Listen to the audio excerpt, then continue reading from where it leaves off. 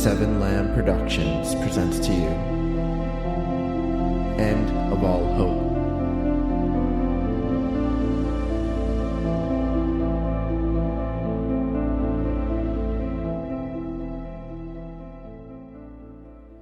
Hello everyone, and welcome to the Season 3 End of All Hope recap episode. We're actually calling it the end of all recaps. The end of all recaps. No, that'll be the very last recap we do. That's right. That'll be the end of all That's recaps.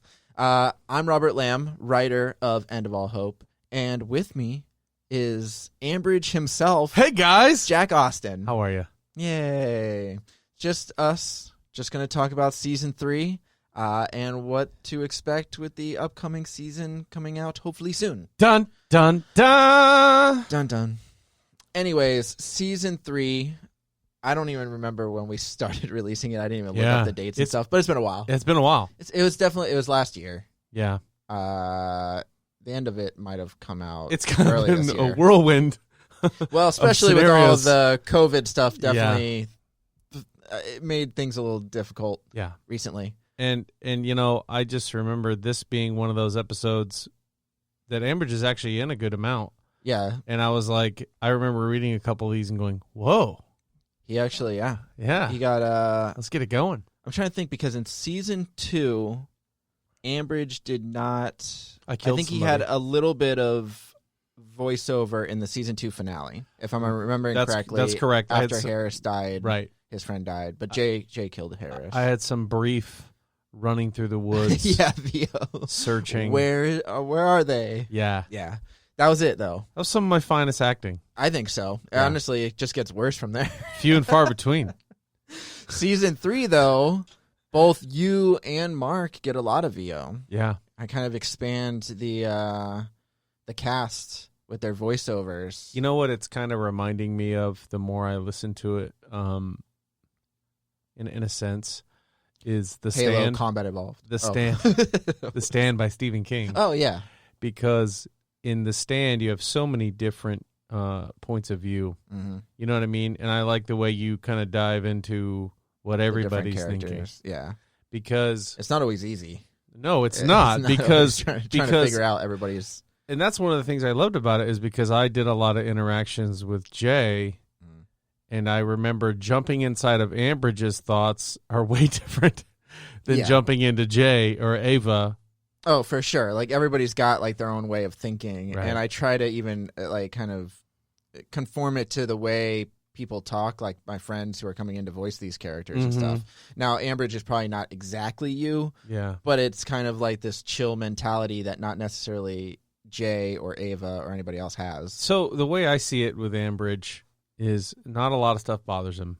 No. You know what I mean? Like the fact that his parents are gone, you could tell it kind of bothers him, but he's like, okay. He's not the one to like really like talk about it. Like Yeah. he kind of expects the worst, and that's why he's not ever really let down. Right. Which is kind of his thing, whereas Jay is like the opposite. Like he gets emotional and doesn't want to be let down and wants to keep pursuing his goals. Yeah, and it's almost a stretch for Ambridge to be so forthcoming about wanting to help Jay. You know what I mean? He's like, hey, you know what, man? I'll help you. And for Jay to say, or for Ambridge to say that is a big deal. Right. For his character to be yes, fine, I will do it. I will risk myself to help you. Fine, Jay, we're friends. Right. And Jay is kind of like, that is so cool. Thank you so much. And, well, not really. Well, but later Ambridge on, it's still a big deal for that character to say that he wants to help anybody. Oh, for sure. And that's what I wanted to, like, just really quick, like, obviously there's going to be spoilers as we talk about this stuff. So if you haven't listened to all of Season 3,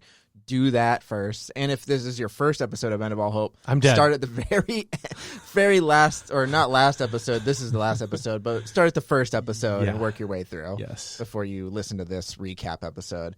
Basically, I was just going to say, like, when I started out this season, I knew I was going to want to kind of expand on, like, all the characters and give, like, different perspectives of, like, what's going on.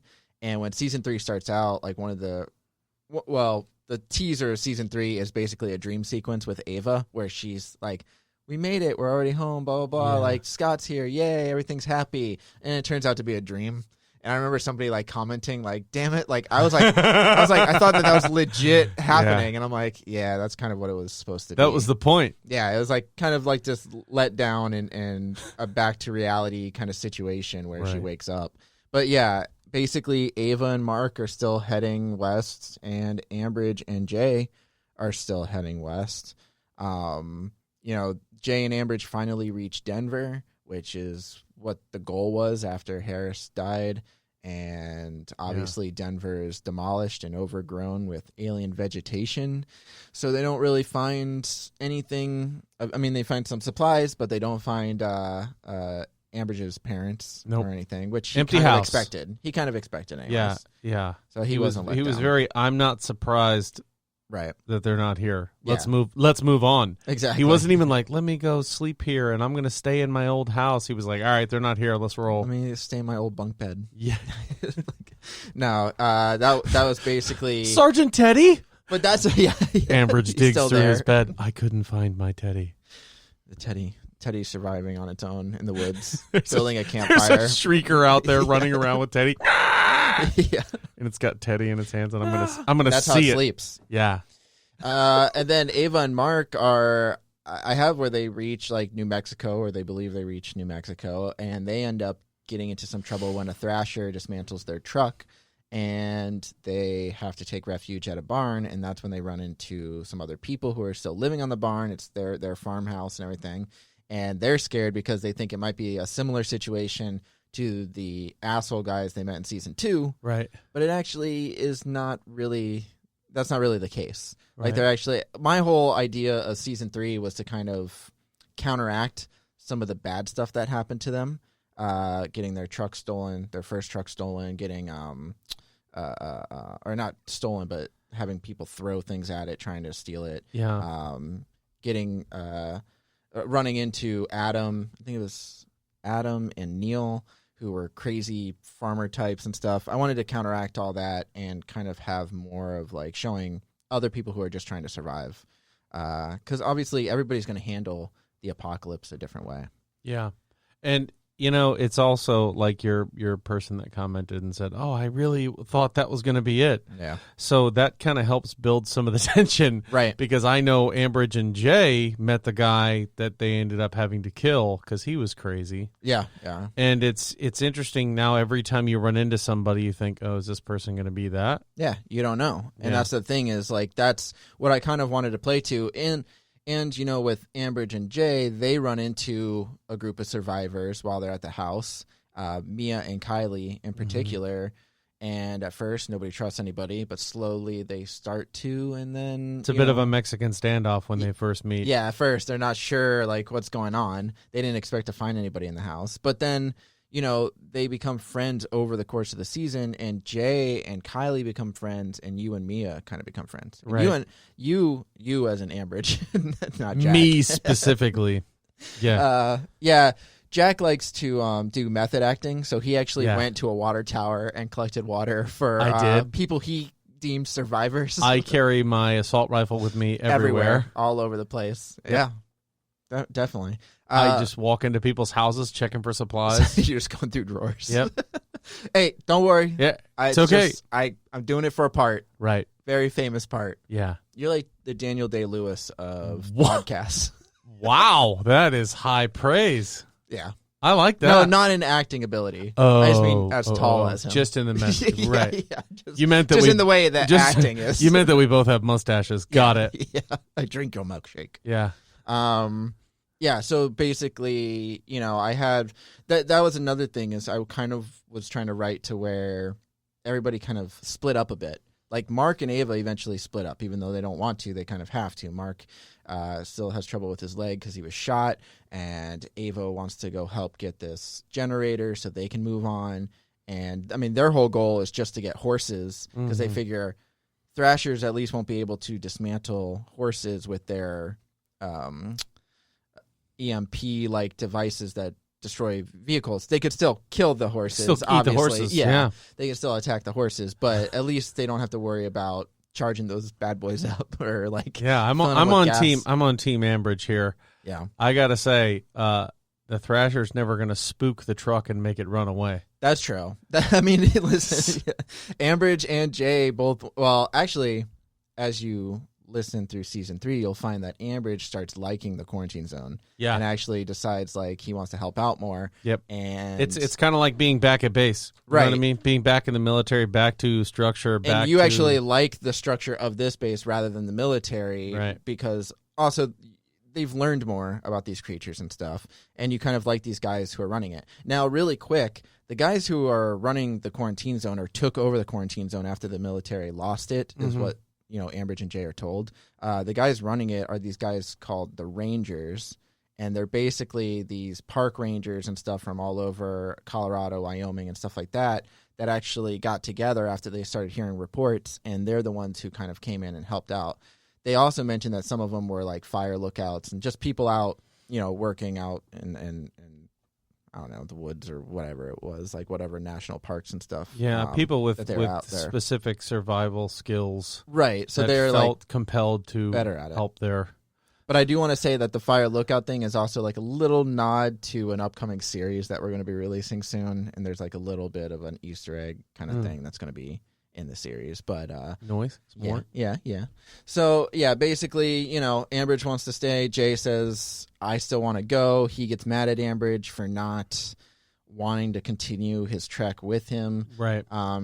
They kind of have a little bit of a falling out. Jay befriends Kylie, and while he's talking to Kylie more, he tells Kylie, like, I still want to go. I'm going to look for a vehicle and stuff.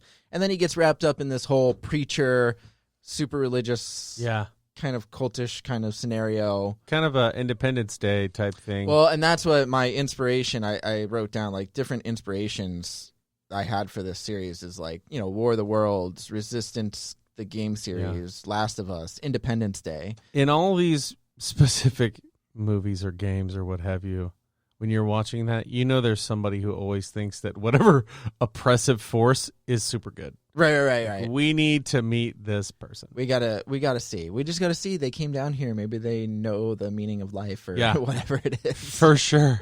After they attacked us and everything. Yeah. So yeah, Jay. That's the whole season finale. Is Jay goes with them to get into the city to find a vehicle because he's gotten word that there's some military vehicles that might be operational in Edgewater, which is near downtown Denver. Which I had to look up all these places. A lot of these places are actual places that I write about. I just kind of take some liberties with the roads and stuff. But I gotta say, you've probably got a pretty good idea because if you don't know this by now, Robert's walked across the continental United States, which is also. That's true. I've walked across the country, but from Washington to Key West. And if you did not go through Colorado, I didn't go through Colorado. But if you want to learn more about that walk or hear more about my walk, listen to Across America at 7lamb.com. It's a non-fictional podcast where Jack and me talk about my walk. I was going to say that too. That's weird that you brought that up. What, the Across America? Yeah. Well, you bring that up like me walking across the country, and that is kind of part of the inspiration of End of All Hope in general, where instead of starting where I started in real life, I started in Ava and them started in New York and are going to San Diego, which is the complete opposite way I walked. But I want to do something a little different. And the way I write this series is kind of along the lines of how I experienced the walk, where a lot of people were saying that this series, not a lot of people, there's a few people who commented and said this season was a little slower than the other seasons, which is true. But I was also trying to do some character development and have where the characters are interacting with other characters and meeting other people along the way and stuff. And I don't want to throw action in there for the sake of action. Like, I want it to be meaningful. Well, yeah. And as the story develops, you got to think about that too, because the first couple seasons, we're still dealing with the actual invasion. Yeah. It's like away. And things developing on the alien or whatever you want to call it side. Right. And now things are a slow burn. They're not necessarily flooding through the entire world. They've already dismantled a lot of the cities and stuff. Right. So as of right now, it's kind of like a chess match, I would imagine. The humans are doing their thing and the aliens are doing theirs. Obviously, both with agendas. And that's the thing is now the idea is now that they've taken over these cities, what I'm trying to portray is that this vegetation, this stuff that they're growing is actually growing and expanding. And that's why Ambridge is helping out with the quarantine zone and helping people push back further into the woods and stuff because they realize that this stuff is growing. There's more creatures around now. And those spaceships actually have other creatures in there that they tease at called stalkers. Mm-hmm. And basically they know that this thing's actually growing and they have to keep pushing back. But how far do you push back? I mean, how long can you push back if the stuff keeps going? And it's also a little bit of research what's going on here with this. Right, and none of them know. Bioluminescent algae. Yeah, it's like, I imagine it all looks like the ending part of the E.T. ride at Universal. Sure. Just big flowers spitting water and like little ETs swinging on vines and stuff. Goodbye, Robert. That's what's going to happen the minute we get to season 4 is Ambridge and Mia and all of them, or Ambridge and Jay. No. Ava are going to finally reconnect and meet a Shrieker, and it's going to. Goodbye. Yeah. Ava. Yeah. I hate you. You're not my father. Who knows? I imagine it's going to keep growing and they're going to have to adjust and then kind of see if they're going to be able to. Who knows? Who knows? I don't know. I mean, I know some things, but I don't know everything. I'm writing as That's right. Seeing how it goes. In fact, as season 4 is coming along, I've been writing season 4. The COVID thing that's been going on has slowed down recordings big time because a lot of people can't come into the studio right now, or people who voice characters off of Reddit have had issues, or some people are still working, some people are out of work. It's just been a lot of stuff. So I've been trying to continue writing. That way everything's ready to go when people can start recording again. So that'll be nice. But I don't know when we'll start releasing season 4, just for the fact that I don't know when people will be able to get back into the studio or their own studios, wherever they're recording. And, people have been super understanding about that too. Not only fans of all the shows, but, the actors and people who need to get in here. We understand. I'm not pushing anybody. If you don't want to be out, you don't want to come record, then don't. Right. And we understand that, and hopefully it kind of, who knows what's going to happen in the next couple months, but hopefully we're able to get people to come in and record, whether we have to have them record separately and maybe I'll stay out of the studio just so keep that distance. I don't know what happens, but we'll figure it out.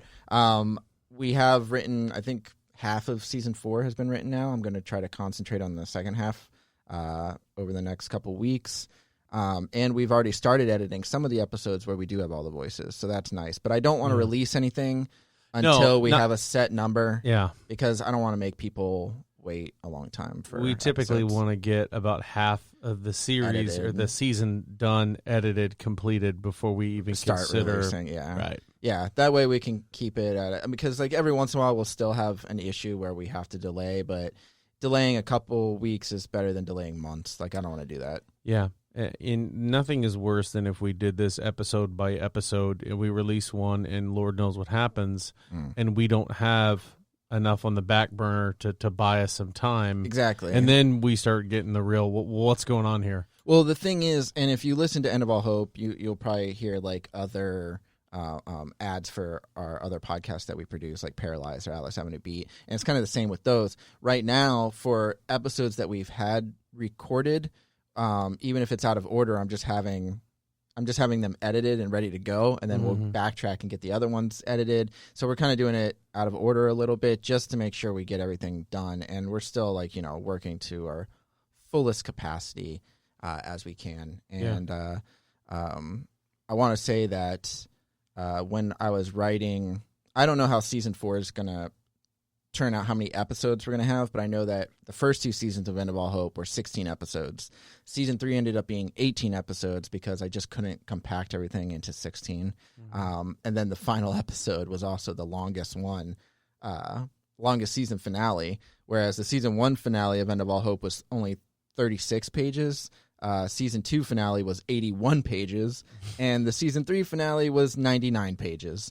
So I'm we're trying only getting to more stop. and more. Yeah, but I'm not. I think if I ever hit 120 pages, which is script format, would be 2 hours. Yeah. If I ever hit that or hit over that, I'm gonna cut it down. And it's funny because this has happened so many times. It has, and you'll always message me and go, this is so long. It happened with Atlas Avenue Beat. I was like, should we break it up or not? Absolutely. I know, but I hate, like, I want like an action-packed or big finale, but it's just like, it's really hard when I'm like, I'm trying to just cram too much into this. Yeah. Although I wonder if people like the long finales or if they care. Like, maybe it's not even a big issue. Maybe I just keep them all half an hour long. Yeah. I mean, I don't know. I personally expect with a show that I'm listening to that my finale, all the big action sequences and all the things that are going to happen the episode before. And the last one is usually tying up all those last story, story arcs or even finishing the big moment then doing all that. With Season 3, because I had so much stuff going on, Season 3 does have, like, I feel like it does have like a ending, but it has kind of like, has multiple like cliffhanger endings. Right. And the reason for that is because, like, the story, their whole idea of, like, Ambridge and Jay being split and Ava and Mark being split isn't really over. Like, this is kind of like the be-all, end-all of them being separated, and how are they going to get back together in Season 4, and then how are they going to continue to get all the way to San Diego. That's weird. You told me before we started recording that we were going to try to wrap up all of Season 4 in 4 episodes, as in everybody meeting together, them solving the alien crisis. Yeah, the whole thing. And moving forward as a planet Earth, all in 4 30-minute episodes. I'm excited to see how you do that. It's going to be brutal, but we're going to try to get it in there, and we'll see if people love it or hate it. You know what I mean? We kill a series in 4 episodes? Yeah, no, that's not going to happen. It's not going to happen. No, Season 4, I don't know how many episodes it'll be, but it'll be a decent amount. And like I said, I believe we're about halfway done on the writing process. So we're going to try to get those out soon, and we look forward to releasing those. I know a lot of people have been asking, and I want to say that this End of All Hope is now our highest downloaded series. Even more than Paralyzed and everything, yeah. That genuinely surprises me. Yeah, it's got more downloads than Paralyzed now. Since you and I have been working together, which is now, what, 2 years?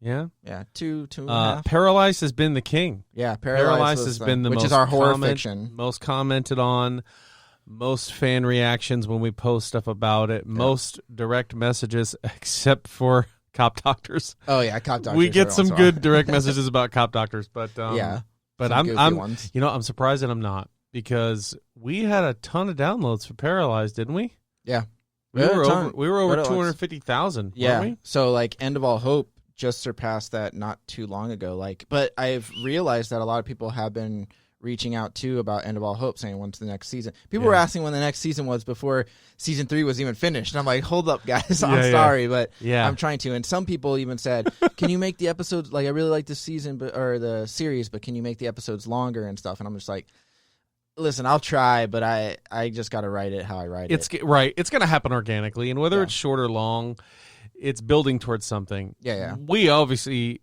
love the comments. We love people giving us feedback, because that helps us make a better product. But at the same time, when it comes to the writing process, there's just sometimes where a couple extra sentences or a couple more pieces of dialogue is going to stretch that episode out so long. It's a rabbit hole. Anytime you start a new thread, you got to kind of see to it to the end. Otherwise, you're going to start spilling into the next episode and what kind of story arcs we're trying to build there, because it is staged out to how we want to do things. Right. It's just, sometimes it's going to happen and sometimes not, which is, as Rob said just a minute ago, a lot of times that happens in the finale. Oh, wait, there's one more thing. This and this. And then I'm like, I should mention this too. By the way, I'm at 188 pages.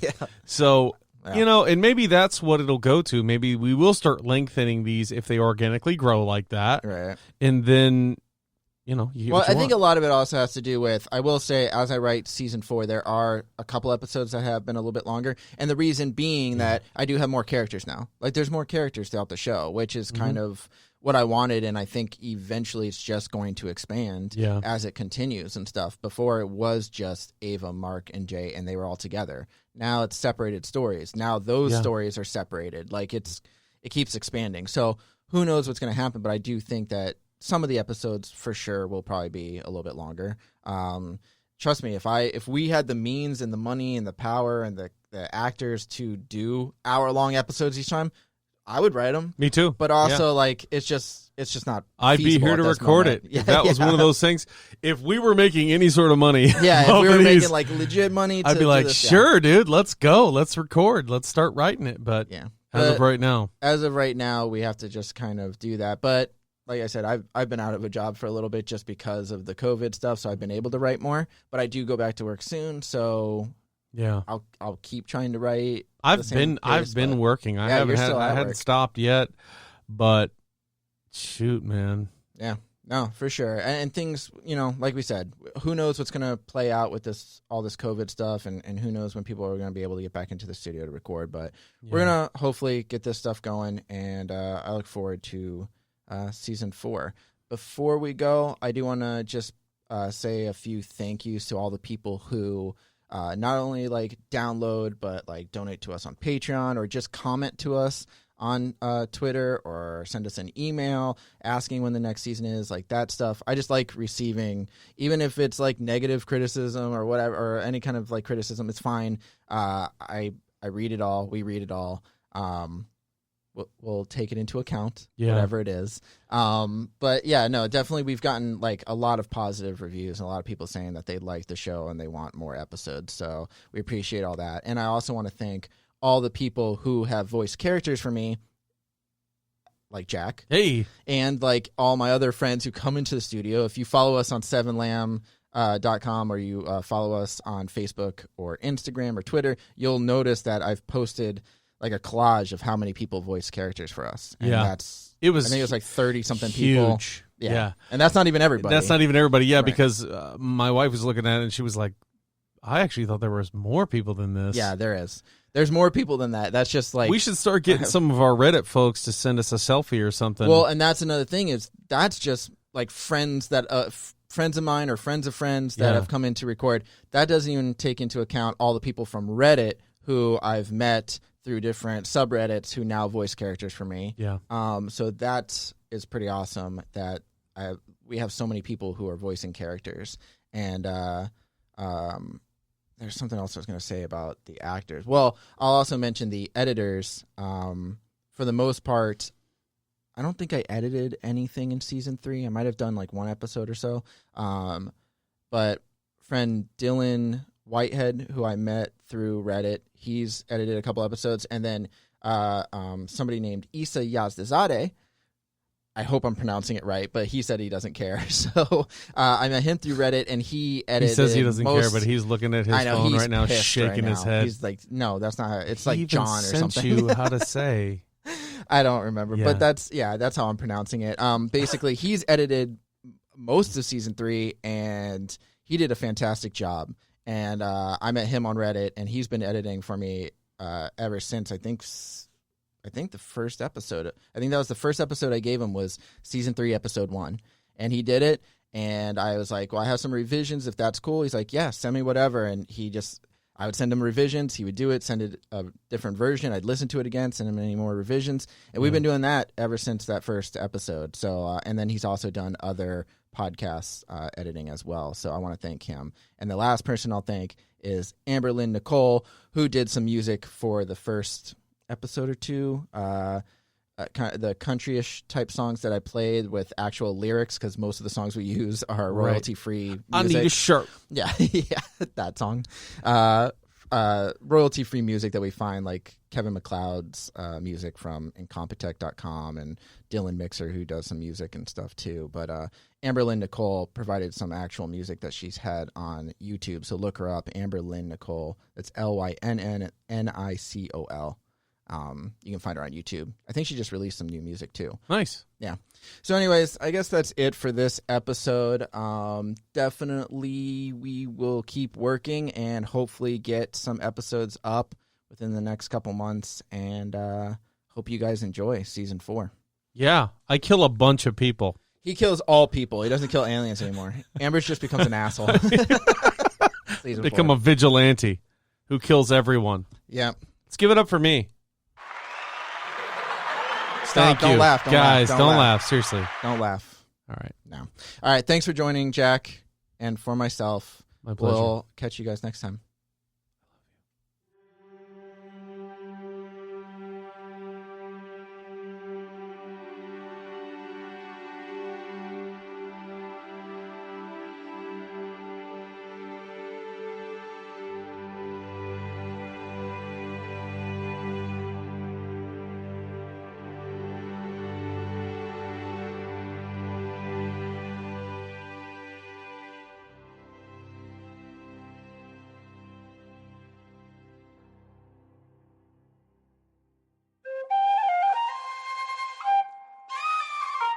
This has been a Seven Lamb production.